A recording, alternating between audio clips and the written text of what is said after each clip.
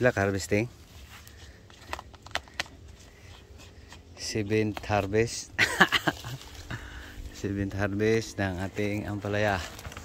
Patay na guys. Thank you Lord sa ating blessings. So laking tulong na.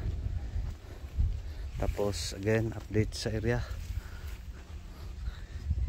Everyday ulan. So update sa mukha. Yellow na guys. Yellow na. So thank you Lord, at least kumbati pa maski ganyan. So hindi man maramihan, pero again laking ambag. At least makadata-data, real talk tayo sa ating mga utang, maliban sa nangutang tayo ng bago. Shout out Farmer Montejo, parang sayo lang yung ampalaya na maganda ngayon na naitanim last October.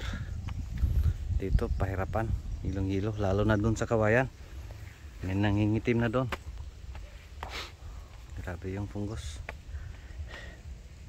So thank you Lord. Again habol oras. So after dito punta kami sa sitaw. At based doon sa sitaw, thanks God, no? Tapos may upo, may sili. So sari-sari talaga. At least pang survive. So habol oras. Tapos dito ngayong hapon na namin bubunutin. Daming uod. Di na natin narbisan yan guys, wala nang makuha.